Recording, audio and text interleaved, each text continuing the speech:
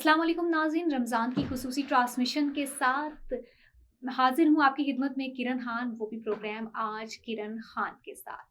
नाज़रीन, जैसा कि आपको मालूम है रमज़ान का महीना चल रहा है, सबकी कोशिश है कि इबादतें करें, दुआएं मांगें और हम भी दुआ करते हैं कि अल्लाह पाक हम तमाम लोगों की तमाम जायज़ हाजात को पूरा करे। आज चूँकि हमारा प्रोग्राम रमज़ान के हवाले से, वो भी आज किरण खान में, तो हमारे साथ जो गेस्ट मौजूद हैं, काजी फ़िदा हुसैन हाशमी साहब, वाइस चेयरमैन हैं सबदा पाकिस्तान ट्रस्ट, और इसके अलावा सीईओ हैं गुलशन सिटी प्राइवेट लिमिटेड, और इसके अलावा सीईओ हैं आरटीएस इंटरनेशनल प्राइवेट लिमिटेड।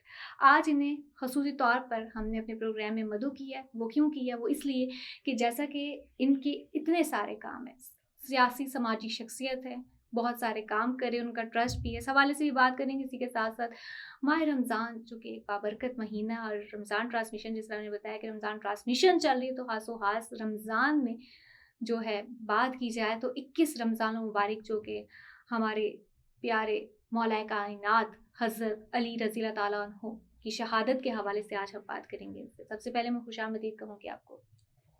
बहुत शुक्रिया, thank you so much. Fida Hussain Hashmi साहब, सबसे पहले ये बताइएगा कि सबदा पाकिस्तान ट्रस्ट कब से आपने स्टार्ट लिया और क्या ख़याल था, और अभी जो है इस पे क्या प्लान्स लेके आप चल रहे हैं? अल्हम्दुलिल्लाह वकफ़ा वस्सलामुन अला इबादिहिल्लज़ीना इस्तफ़ा। बहुत शुक्रिया। सबदा पाकिस्तान ट्रस्ट 2008 में इसकी हमने रजिस्ट्रेशन करवाई है, और उस वक़्त के हालात के तनाज़ुर में हमने हमारा जो फर्स्ट प्रायोरिटी थी, जो फोकस था, जो नस्ब ऐन था, वो ये था कि लोगों को स्पेशली बिलअमूम सबको, लेकिन बिलखसूस जो आमतुन्नास हैं, जिनकी अर्निंग वेज हैं, जो वो थोड़ी रिड्यूस हैं कंपैरेटिवली आम लोगों और के, जो बसात नहीं रखते जी बिल्कुल जी, भी। उन जी। लोगों के लिए हमने इंतहाई मुनासिब रेट्स के ऊपर तमाम बुनियादी सहूलतों के साथ जो है attach to city, related to city, mid to city लोगों को अकोमोडेट करने का एक प्लान तैयार किया। तो इसमें सबदा पाकिस्तान ट्रस्ट में हेल्थ, एजुकेशन और शेल्टर, ये तीन बेसिक नीड्स जो हैं, ये हमने लोगों तक पहुंचाने की कोशिश की कि वो लोग जो अपने बच्चों को अच्छी तालीम नहीं दिला सकते, वो लोग जो हेल्थ के हवाले से अपने बीमारों का, अपने प्यारों का इलाज नहीं करा सकते, और वो लोग जो अपने इस महंगाई के आलम में अपने घरों का इंतज़ाम नहीं कर सकते, उनको हमने फर्स्ट प्रायोरिटी पे लेके, तो उसके लिए ये इसके क़याम की जो ग़ज़ो ग़ायत और मकसद और मुद्दा था, वो ये था कि आमतुन्नास को न सिर्फ ये कि शेल्टर प्रोवाइड किया जाए, बल्कि उनको हेल्थ और एजुकेशन के हवाले से भी फैसिलिटेट किया जाए। क्या बात है! और इसीलिए आपका जो तंजीम का नाम है सबदा पाकिस्तान, तो मैं ज़रूर पूछना चाहूँगी ये सबदा पाकिस्तान नाम सजेस्ट कैसे किया, और इसके पीछे की थोड़ी सी हमें स्टोरी बताइएगा कि बड़ा अट्रैक्टिव सा नाम है और एक पंजाबी टच आता है इसमें, तो मैं पूछे बिना जो है रह नहीं पाई। बहुत शुक्रिया। बेसिकली यहाँ पे ये होता है कि ये एक बड़ी अफसोस से कहना पड़ता है कि हम तबकाती तौर पे हमारी कौम जो है वो डिवाइड है, मुनक़सिम है। जी। जैसे आप अगर तालीम के हवाले से जाएँ तो इंग्लिश मीडियम, उर्दू मीडियम और मदरसे, ये तीन तबकाती इसके अंदर सेटअप आ जाते हैं। इसके अलावा जो है ज़ाहिर है, इसी तरह फिर आगे तमाम शोबा ज़िंदगी के अंदर आपने देखा होगा कि एक एलीट क्लास है, एक मिडिल क्लास है, एक प्राइमरी क्लास है, वगैरह वगैरह।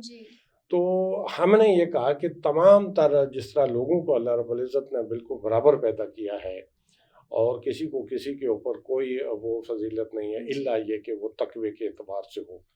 तो हमने भी ये कहा कि ये ना एक्स का, ना वाई का, ना जेड का, बल्कि सबदा पाकिस्तान। क्या बात। और सबदा पाकिस्तान का जो पंजाबी का टच इसलिए दिया है कि सबसे बड़ा सूबा पाकिस्तान का पंजाब है जी। तो इस वजह से हमने कहा कि सबदा पाकिस्तान, ना सिंधी का, ना पंजाबी का, ना बलोची का, ना पख्तून का, बल्कि सबका पाकिस्तान। क्या बात है! हम भी दुआ करते हैं कि आपने जो ये अच्छा सा सिलसिला शुरू किया, अल्लाह पाक इसमें बरकत पैदा करे।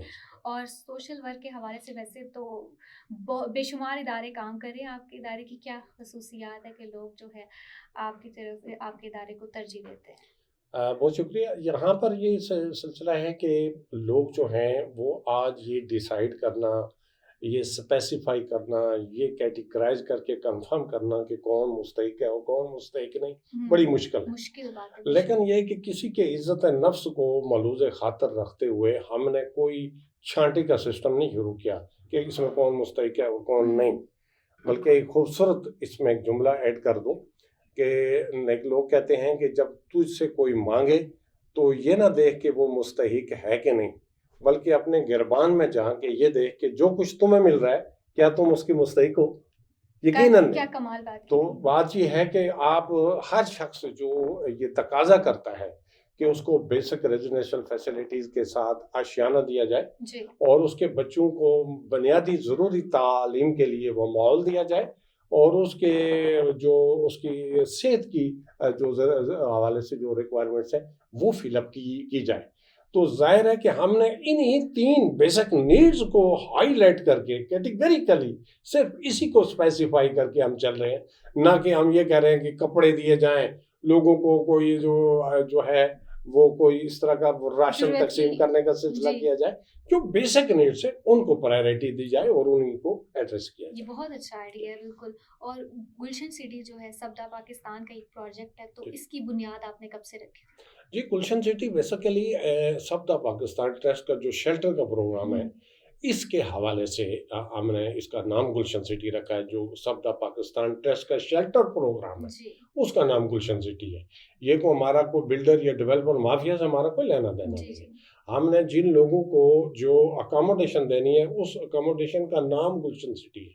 اور ہمیں حکومت پاکستان نے 2008 میں گویا NOC دی ہے کہ آپ جو ہے وہ ہاؤسنگ کے حوالے سے یہ جو مطلب جو 5 مرلہ 10 مرلہ اور 1 کنال کی جتنا جس کی صلاحیت ہے استعداد ہے وہ پلاٹس ہم کریں. تو گلشن سٹی کا یہ ہم نے 2022 سے ہم نے اس کا آغاز کیا اور تمام بنیادی سہولتوں کے ساتھ ہم نے مین مندرہ چکوار روڈ کے اوپر اس کا آغاز کیا. الحمدللہ. اچھا، آپ بہت کم ریٹس پر جو ہے پلاٹ کی فراہمی کر رہے ہیں، اور اس کے پیچھے آپ کی کیا سوچ جو ہے کار فرماتی، کچھ بتائیے گا. جی بالکل. اس حوالے سے ہم نے یہ کہا کہ دیکھیں اس وقت جو ایک بلڈر اور ڈیولپر کے حوالے سے یہ جو ریئل اسٹیٹ کا سیکٹر ہے، مجھے افسوس سے کہنا پڑتا ہے کہ ایک ملک کے اندر رہنے والے جو لوگ ہیں ان کو بائی لاز کانسٹیٹیوشن اور جو لیگلٹی ہے اس کو فالو کر کے فیس کر کے موو کرنا چاہیے. لیکن لوگ ایسا کر نہیں رہے اور ایسی جگہوں کے اوپر مختلف حوالوں سے وہ کر رہے ہیں، متعلقہ اداروں سے اس کی اجازت نہیں ہے اور بالکل وہ اس طرح کا بالکل تنگ اور کنجسٹڈ ماحول میں لوگوں کو ایک وہ رہائشی حوالوں سے سیٹل کر رہے ہیں. یہ درست نہیں ہے. تو ہم نے یہ کہا کہ ہم بالکل تمام بیسک جو سہولتیں پانی، بجلی، گیس، سڑک، school, college, degree college, cadet college اور پرائیویٹ سکول سارے سب چیز کے بالکل این سینٹر کے اندر ہم نے یہ ساری چیز کی ہے. اور انتہائی منیمم پیمنٹ شیڈول کا مطلب یہ ہے کہ جو کاسٹ آف لینڈ ہے اس کے اوپر بھی ہم کٹ لگا کر کے انتہائی منیمم اور وہ بھی ایزی انسٹالمنٹ کے اوپر لوگوں کو دے رہے ہیں کہ یک مشت بھی نہیں ہے. آپ اپنی جو پاسبلٹی ہے، جو آپ کے ریسورسز ہیں اور جتنی حد تک آپ موو کر سکتے ہیں اس حد تک آپ اس کو کریں. یعنی پیمنٹ شیڈول آپ اپنی مرضی کا بنائیں، جو آپ کر سکتے ہیں اس طرح سے. اچھا، اور جیسا کہ ابھی رمضان المبارک کا مہینہ چل رہا ہے تو جو دوسرے ادارے ہوتے ہیں بڑی امدادی راشن کے حوالے سے لوگوں کو جو ضرورت مند ہوتے ہیں انہیں دیتے ہیں، لیکن صفدہ پاکستان جو کہ ابھی بھی آپ نے بہت ساری چیزیں اس میں بیان کی، تو رمضان کے حوالے سے کیا اس کا پروگرام شیڈیول ہے، کیا مطلب سہولیات فراہم کر رہا ہے؟ جی، پہلی بات تو یہ ہے کہ ہم خاص لوگوں کو ہر سال جو ہے رمضان مبارک کو راشن کا پیکج دیتے تھے. اس دفعہ ہم نے ساری اپنی کاوشوں کو فلسطین کے نام کر دیا ہے کہ اس وقت ہمارے وہ مسلمان بھائی جو ہے نا وہ یہودیت کے شدید عطاب کے اندر ہیں اور بہت ہی زیادہ، یعنی اس وقت پوری دنیا کے اندر اگر بہت زیادہ کوئی کربناک قسم کا منظر ہے تو وہ فلسطینیوں پہ. تو اس لیے ہمیں چاہیے کہ ہم فاسٹ ٹریک کے اوپر جو کچھ ممکن ہو سکے ان کے لیے کریں. تو اس دفعہ تو ہم انہیں فلسطین کے لیے لوگوں کے لیے کیا. لیکن نارملی ہم اپنے جتنے بھی ہمارے گلشن سٹی کے وہ لوگ ہیں جنہوں نے شیلٹر کے لیے ہمیں اپلائی کیا ہے اور ممبرشپ لی ہے اور صفدہ پاکستان ٹرسٹ کی ممبرشپ لی ہے، ان کو بھی ہم خصوصی طور پہ ڈسکاؤنٹ دیتے ہیں کہ آپ کو پاس اگر پاسبل ہے تو ہم تقریباً 10% ڈسکاؤنٹ کے ساتھ ان کو اچھا مطلب پلاٹس دے رہے ہیں۔ اچھا، اب یہ بات میں پوچھنا چاہوں گی کہ گھر والوں کی بنیادی ضرورت ہے اس سلسلے میں بحیثیت وائس چیئرمین سبدہ پاکستان ٹرسٹ آپ کیا کہیں گے؟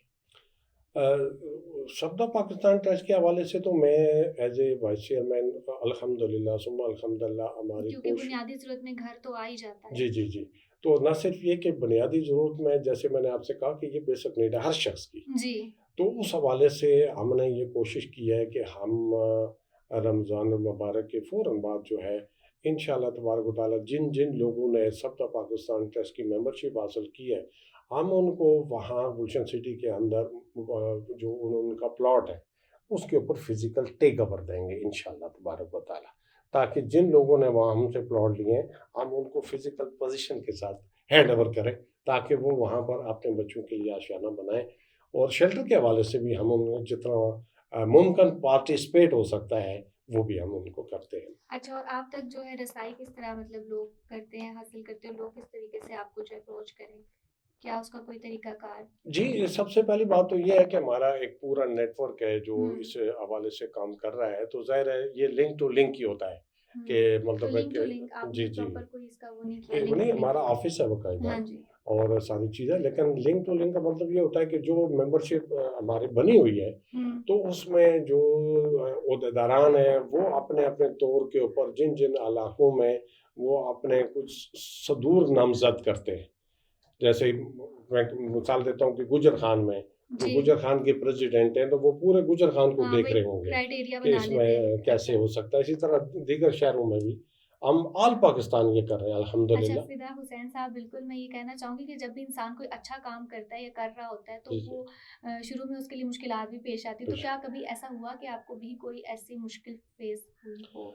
میں اس حوالے سے بالکل آپ سے یہ کہہ رہا ہوں کہ کلام مجید میں اللہ رب العزت کا ارشاد گرامی ہے کہ والذین جاہدوا فینا لنہدینہم سبلنا وان اللہ لمع المحسنین، کہ وہ لوگ جو ایک خاص مقصد کے لیے جدوجہد کرتے ہیں ہم ان کے لیے سارے راستے کھول دیتے ہیں، اس لیے کہ اللہ تو ہے ہی نیکی کرنے والوں کے ساتھ۔ تو ایک عزم کے ساتھ، ایک ولولے کے ساتھ، ایک جذبے کے ساتھ جب آپ کام کریں گے خالصتاً بنی نوع انسان میں آسانیاں بانٹنے کے لیے، تو اللہ رب العزت غیب سے آپ کی مدد و نصرت فرمائے گا۔ تو یہ میں نے دیکھا ہے کہ ہم ایک پلان کرتے ہیں، سوچتے ہیں، تو اللہ تعالیٰ کی طرف سے مدد و نصرت شامل حال ہو جاتی ہے، کیونکہ میں آپ سے عرض کروں کہ ایک شاعر نے بڑی اچھی ایک بات کہی کہ یہی ہے عبادت، یہی ہے دین و ایمان کہ دنیا میں کام آئے انسان کے انسان۔ تمام مذاہب کا خلاصہ یہ ہے کہ انسان کے کام آئے، تمام عبادات کا خلاصہ یہ ہے کہ انسان کے کام آئے۔ تو بنی نوع انسان کے مقاصد کی تکمیل کے لیے جب ہم نے کوئی عزم کیا ہے تو ہم نے یہ دیکھا ہے اپنی دیکھتی آنکھوں کے ساتھ کہ اللہ رب العزت اس میں اللہ کی مدد اور نصرت شامل حال ہوئی۔ بے شک میں بالکل دعا دیتی ہوں اور میں کہتی ہوں کہ اللہ پاک اور برکت دیں اور آپ کے لیے راستے کھولیں، آپ کے لیے آسانیاں پیدا کریں، کیونکہ آپ لوگوں کے لیے بہت ساری آسانیاں پیدا کریں۔ تو ابھی تو ہم بات کر رہے تھے ٹرسٹ کے حوالے سے، اب ہم بات کریں گے مولا علی علیہ السلام کی شہادت کے حوالے سے۔ تو میں پوچھنا چاہوں گی مولا کائنات حضرت علی علیہ السلام کے فضائل اور مناقب کیا ہیں؟ بہت شکریہ۔ میں آپ سے عرض کروں کہ یہ وہ شخصیت ہیں کہ ان کے بارے میں کسی قسم کی کوئی لفاظی ممکن نہیں۔ یہ اللہ رب العزت کی اتنی بڑی اللہ رب العزت نے ان کو شخصیت عطا فرمائی ہے کہ آپ یہ اندازہ لگائیے کہ اللہ کے گھر میں حضرت علی کرم اللہ وجہ الکریم علیہ السلام کی پیدائش مبارک ہوتی ہے، اور اللہ کے گھر میں ہی ان کی شہادت ہوتی ہے۔ لیکن آپ صلی اللہ علیہ وسلم کی حیات طیبہ کے اندر کوئی ایسی جنگ نہیں ہے کہ جس میں حضرت علی کرم اللہ وجہ الکریم شیر خدا نے اپنی شجاعت کے جوہر نہ دکھائے ہوں۔ جنگ بدر ہو، جنگ خندق ہو، جنگ احد ہو یا جنگ خیبر میں تو ماشاءاللہ اللہ رب العزت کے رسول نے فرمایا کہ صبح میں جھنڈا اس کو دوں گا جس سے اللہ بھی محبت کرتا ہے اور اللہ کا رسول بھی محبت کرتا ہے۔ تو سب صحابہ کرام میں یہ اشتیاق پیدا ہوا، یہ ایک اس طرح بھی کیفیت تھی اور یہ ایک سسپینس تھا کہ صبح دیکھتے ہیں کہ یہ اتنی بڑی شخصیت کہ جس سے اللہ بھی محبت کرتا ہے، اللہ کا رسول بھی محبت کرتا ہے، وہ کون شخصیت ہو سکتی ہیں۔ تو صبح سب نے بڑی حیرت کے دیکھی کہ آپ صلی اللہ علیہ وسلم نے حضرت علی کرم اللہ وجہ الکریم کو جو ہے وہ خیبر کا جھنڈا دیا، اور اللہ پاک نے ان کو وہاں پر کامیابی و فتح و نصرت عطا فرمائی۔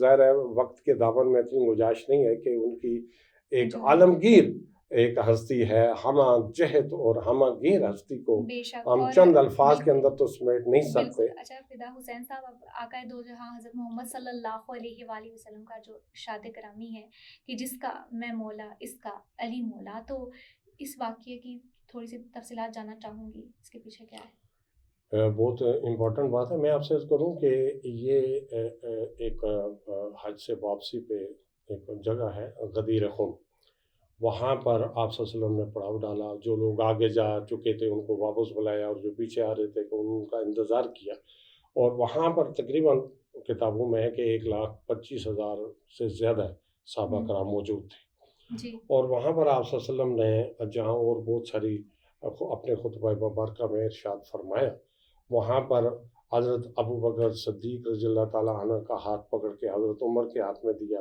کہ یہ اس کے بھائی، اسی طرح باقی صحابہ کرام، اور آپ صلی اللہ علیہ وسلم نے حضرت علی کا ہاتھ پکڑ کے کہا کہ تم میرے دنیا اور آخرت میں میرے بھائی ہو، اور وہ ہاتھ پکڑ کے آپ نے سارے 1,24,000 1,25,000 یا 1,40,000 کے لگ بھگ جتنا بھی وہ ایک کراؤڈ تھا، اس میں آپ صلی اللہ علیہ وسلم فرمایا من کنت مولا فہذا علی مولا، جس کا میں مولا ہوں اس کا علی مولا ہے۔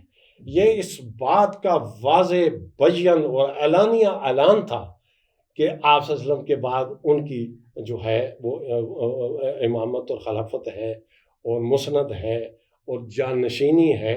اس میں ائمہ مفسرین، مفکرین، محدثین اور بڑے تاریخ کے اقوال اس کے اندر صحیح اسناد کے ساتھ موجود ہیں کہ آپ صلی اللہ علیہ وسلم نے اپنی حیات طیبہ کے اندر حضرت علی کرم اللہ وجہ الکریم کو جو ہے وہ اپنا ثانی، اپنا خلیفہ اور اپنا امام مقرر کیا تھا۔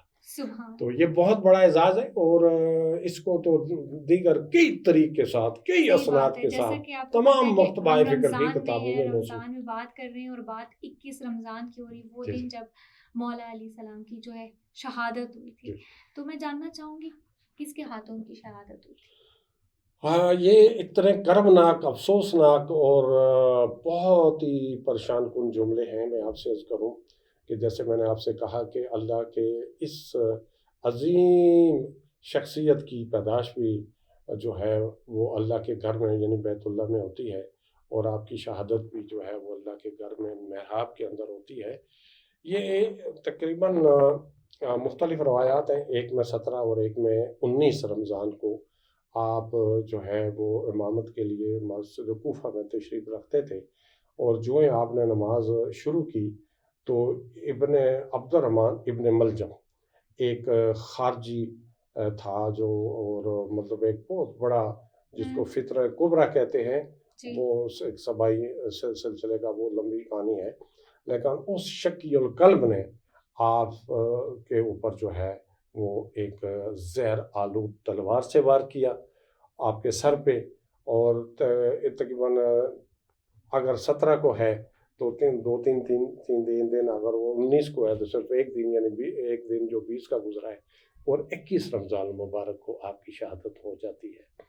لیکن جو ہی اس نے وہ تلوار کا وار کیا تو آپ علیہ السلام نے فرمایا کہ حضرت حسن کو فرمایا کہ آپ نماز مکمل کریں، باقی نماز رہی مجھے چھوڑیں، آپ پہلے نماز مکمل کر لیں۔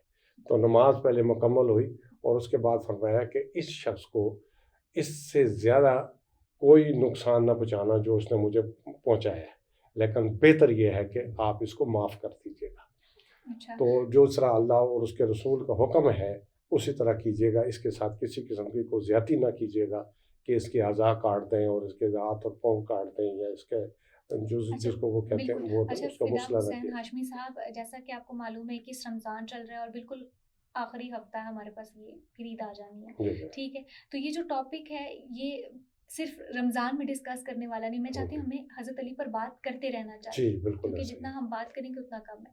تو میں چاہوں کہ نیکسٹ بھی ایک پروگرام ہمارا ساتھ میں اور ہم حضرت علی کو اسپیسیفک ڈسکس کریں. جی جی بالکل. اور چونکہ ابھی پروگرام کے آخری لمحات ہے اور یہی ہفتہ ہے, میں نے جیسا کہ کہا کہ پھر عید بھی آ جانی جی ہے, جی تو میں چاہ رہی تھی کہ ایک تو رمضان المبارک کے آخری لمحات کے حوالے سے ایک پیغام ہو جائے اور ایک پیغام عید کے حوالے سے ہو جائے. تو کیا ہی بات ہے.